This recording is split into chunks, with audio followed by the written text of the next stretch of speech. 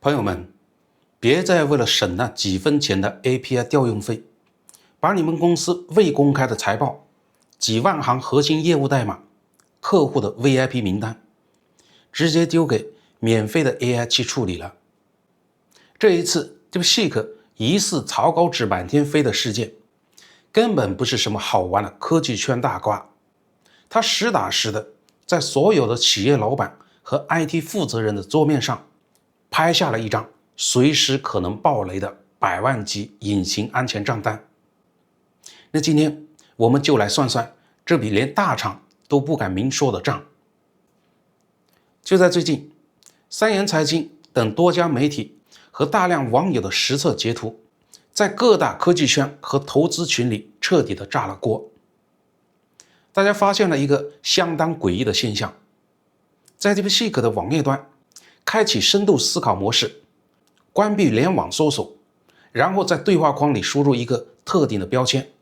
也就是那個尖括號加上 think。 這台原本聰明無比的 AI， 它突然像施了什麼咒語，開始答非所問。它會在那個灰色的思考框裡莫名其妙地吐出一些和你的問題毫不相關的英文選擇題解析，甚至有人刷出了疑似別人算命時的生辰八字和高度個人化的隱私信息，就像是你以為在一個擁有最高級密碼鎖的私密筆記本裡傾訴，結果這個系統突然變成了一個大漏勺，開始往外瘋狂地吐別人的日記。為了驗證這不是大模型的通病，媒體用完全相同的操作去測試了阿里的通义千問、豆包字節、騰訊元寶，結果呢，這些大廠產品一個都沒有復現這個問題。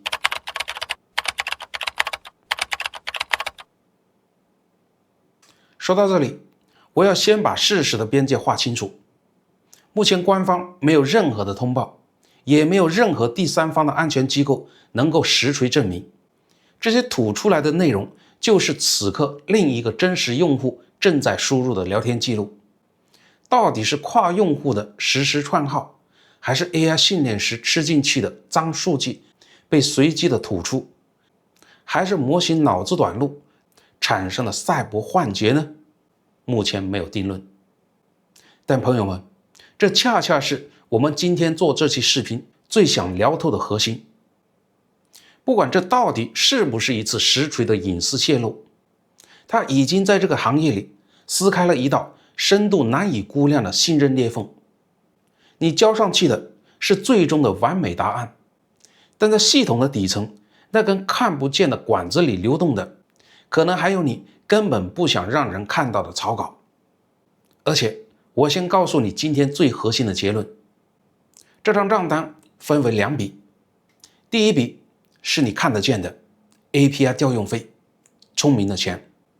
第二筆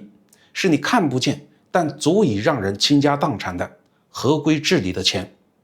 今天我們聊的就是這張被所有人忽視的第2張賬單。這就很有意思了，為什麼過去我們用大模型從來沒有見過這種吐出無關思考的離奇現象呢？為什麼偏偏是 DeepSeek 爆出了這個問題呢？順便說一句，這跟我們之前聊過的 Meta AI Agent 失控導致的數據洩露不一樣，那是 Agent 自主行為的鍋，而這一次問題出在更底層的東西上。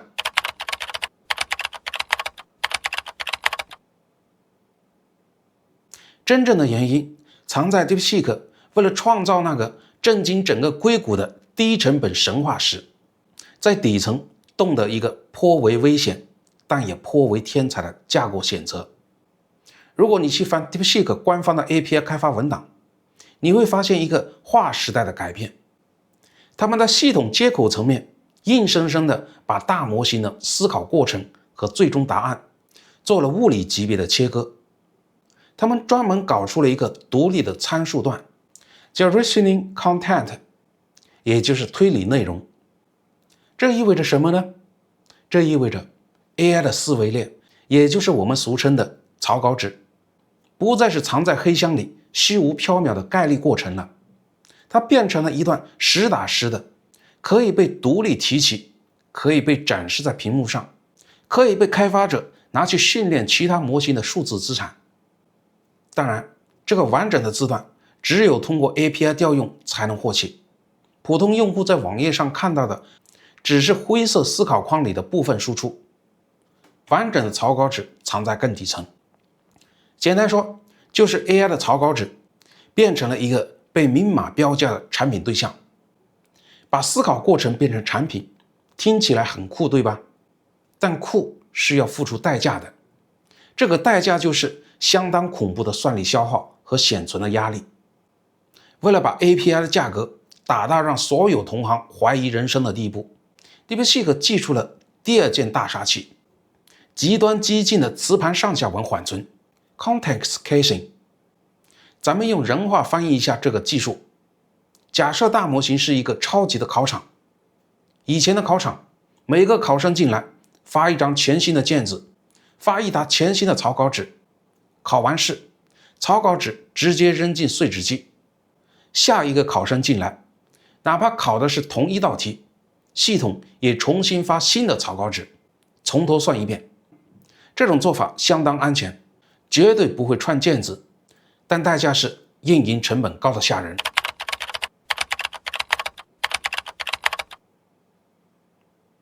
現在的考場是怎麼幹的呢？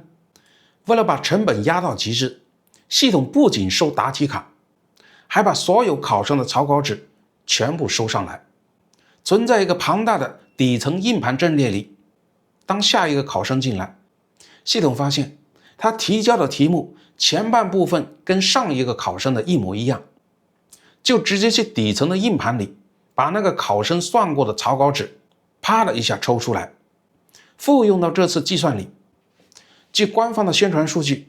就靠這一招，重複長文本的 API 調用成本可以壓縮高達90%，這就是極致的降本增效。但朋友们，硬幣的背面是什麼呢？硬幣的背面是成千上萬個不同企業、不同用戶的提示詞碎片和思維鏈的草稿，被集中的放進了一個龐大的、高度擁擠的共享緩存池裡。這套機制本身沒有問題， Context Caching 也是行業通用的工程手段。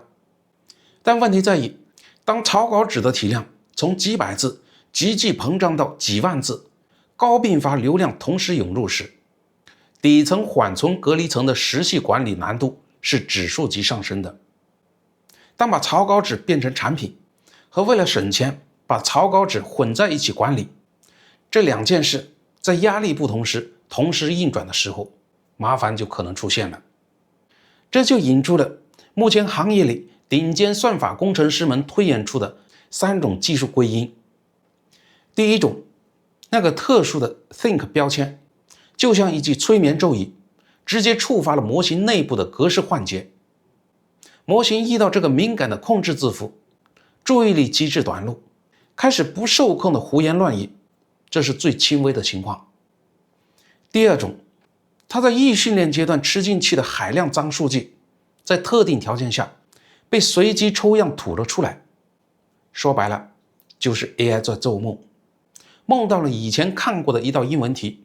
或者一句算命的口訣。第三種，也是最讓企業級客戶細想有點意思的一種，在高並發、多租戶的雲端環境下，底層負責管理緩存的調度器，在實際靜態下發生了邏輯的斷層。用咱們剛才的類比來說，就是考場為了省錢，把成千上萬考生的草稿紙混在了一起管理，結果分發的時候，系統指針指錯了位置，把張三的草稿紙發給了李四。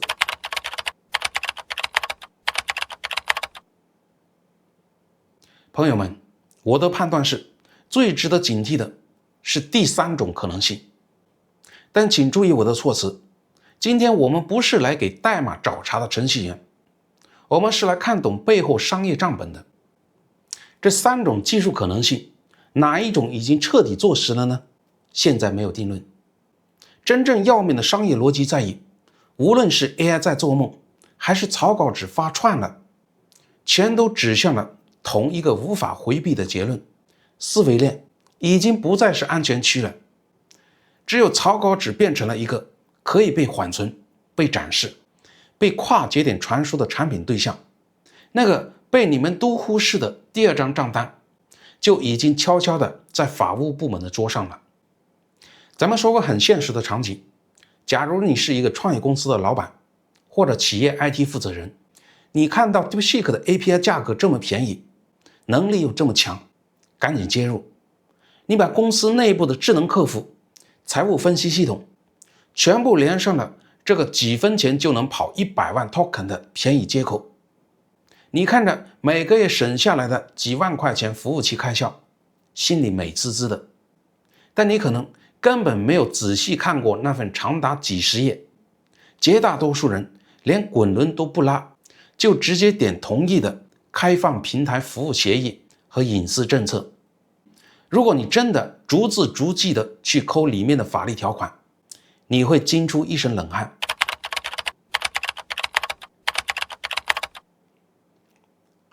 協議裡默認情況下，平台是會把輸入的提示詞和輸出的結果拿去改進服務和底層支持技術。說白了，就是默認拿你的數據去訓練模型，這在行業裡叫 defaulting， 默認准入。如果你不想被訓練，對不起，你得自己長個心眼，跑到後台那個相當隱秘的設置裡，手動把那個數據用於優化體驗的開關給關掉，這叫 opt out， 主動拒絕。這就已經夠嚇人了吧？但最狠的是關於出了事誰負責的條款。協議裡白紙黑字的寫着，作為調用 API 的開發者，你在法律上被定性為網絡信息內容生產者。這意味着，如果你的終端用戶在使用你接入了 AI 的應用時，不管是因為模型發神經吐出了別人的隱私，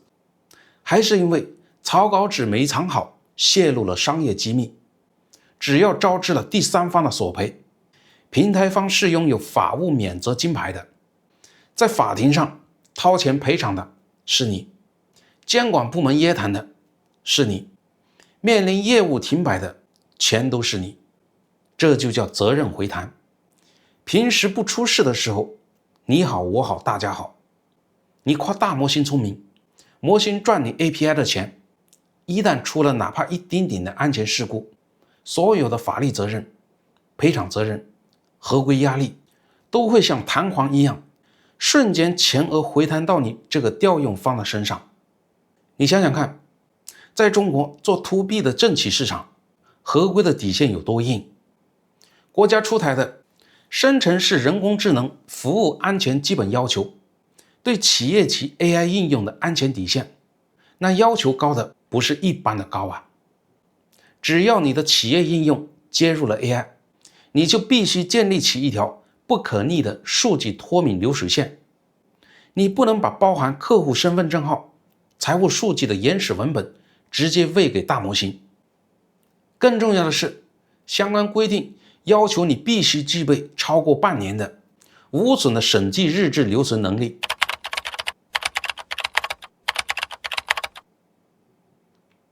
傳統互聯網時代的日誌是幾行代碼、幾個時間戳，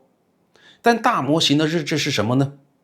那是動輒幾萬個 token 的長文本，是複雜的上下文，甚至還包含圖片、語音。要把這些海量數據無死角的存半年以上，還得支持隨時的高速檢索審計。光是買底層的冷熱分層存儲服務器，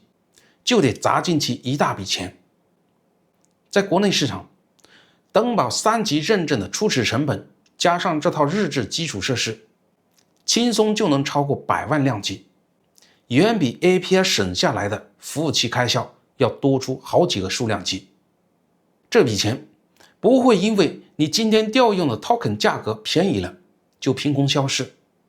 你不把這筆錢花在基礎設施的安全隔離上，就得把成百上千倍的錢花在合規罰單和集體訴訟上。說到這裡，我們就必須回答那個最尖銳的問題了。既然合規的底線這麼貴，這麼難守？為什麼在媒體的橫向測試裡，國內的其他大廠阿里千問、字節豆包卻沒有復現這種吐出無關思考的離奇現象呢？難道是因為大廠的算法比別人領先好幾代嗎？根本不是，這是因為大廠在看不見的水下替那些高净值的 To B 客戶提前垫付的那筆相当昂貴的隱形安全稅。這就引出了大模型下半場真正的大腦遊戲。To B 市場的定價權到底掌握在誰手裡？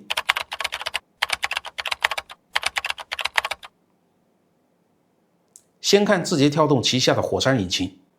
他們为了把豆包大模型賣給那些對數據視作生命的金融機構和央企，搞出了一套叫機密計算沙箱的硬核系統。為了解決加密帶來的性能損耗，聯合國產 AI 芯片廠商，把解密的過程硬生生地下沉到了顯卡硬件層面。更誇張的是，火山方舟平台支持一種叫 HYOK 的機制，也就是自持密钥。什麼意思呢？你企業用它的模型，但解密的私鑰你自己攥着，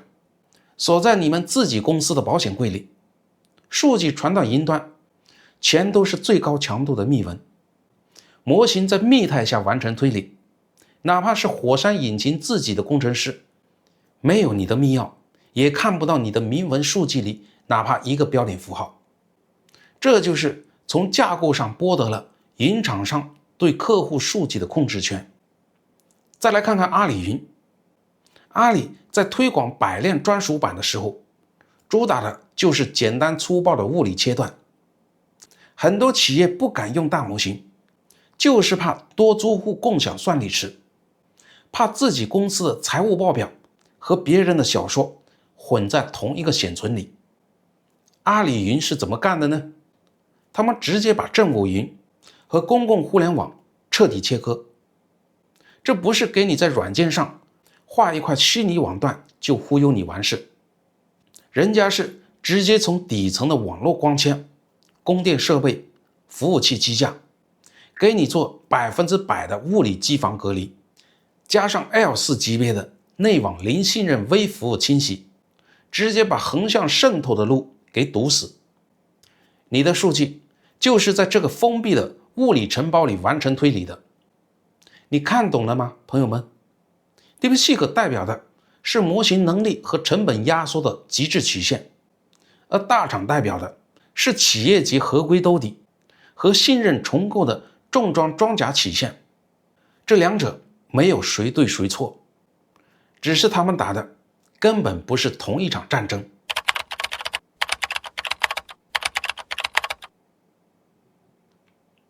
打個最通俗的比方，免費或者低價的網頁端 API 就像是繁華地段的共享辦公桌，切實方便，切實便宜。你拉把椅子坐下來就能辦公，但你敢把公司價值幾個億的併購合同大咧咧的攤在這張共享辦公桌上嗎？你就不怕旁邊那個喝咖啡的陌生人用眼角餘光掃到你的商業機密嗎？企業客戶真正願意砸下重金去買的是帶指紋門禁、帶24小時無死角監控、角落裡放着重型保險櫃，而且連保潔阿姨進出都有嚴格審計記錄的獨立辦公室。在 To B 的市场裡，比的從來不是誰在跑分榜上多考了0.1分，而是誰能用最鐵血的物理和密碼學手段向客戶證明一件事：我看不到你的數據，別人也看不到你的數據，你的草稿紙永遠爛在你自己的抽屜裡。好，神仙打架的故事講完了，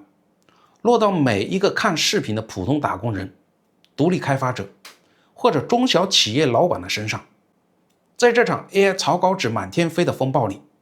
我們到底該怎麼重新審視手裡的 AI 工具呢？先說第一條，底線原則。所有的免費網頁端和免費 App， 不管它吹得有多安全，只用來處理公開的信息，寫個祝酒詞，翻譯一篇公開發表的論文。這些東西就算被全世界看到，你也不會掉一根頭髮。只要數據不過腦子，你就沒有軟肋。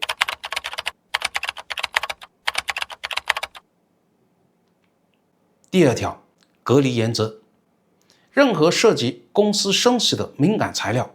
必須走隔離通道。財報底稿、核心客戶聯繫方式、專有的業務代碼，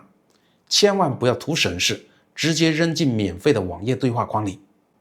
你必須去走企業版的專屬實例，去走私有化部署。如果實在只能用公共的 API， 那你也必須去後台的設置裡，把那個允許數據用於模型訓練優化的選項手動關掉。免費工具幫你省下來的那2個小時，一旦發生洩露，都會變成葬送職場生涯的災難。第3條，審計原則。重新建立評估 AI 工具的坐標系。以後評估一個大模型，不要只傻乎乎地問他你有多聰明，你的 token 有多便宜。你要像一個冷酷的資本家一樣，逼着對方回答3個問題：你的數據輸進去會不會被別人拿去訓練？你生成的那些看不見的思維鏈會不會被保存在多租戶的緩存裡？如果系統崩了，你的隱私被別人看到了，在法律上到底是你負責還是我負責呢？看懂了這3個問題，你才算真正的看懂了 AI 時代生存的底層邏輯。朋友們， AI 行業的上半場是一場狂歡，大家拼的是誰更聰明，誰更便宜，誰能用最少的算力跑出最高的跑分。在今天這串意外暴露的 Think 標籤，就像是裁判吹響了下半場的哨聲。下半場拼的不再是聰明的上限，而是信任的底線。拼的是在這個思維草稿紙被徹底產品化的時代，誰敢站出來，用真金白銀的重資產投入，替那張脆弱的草稿紙負責？聰明只是模型商業化的第一張賬單，而可信才是決定誰能真正活下去的第2張賬單。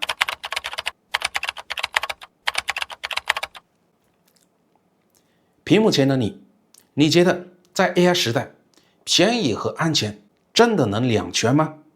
評論區告訴我你的判斷。這裡是明月3000里的頻道，帶你用科技事件看透商業邏輯與資金流向。記得點讚、訂閱、打開小鈴鐺，咱們下期再見。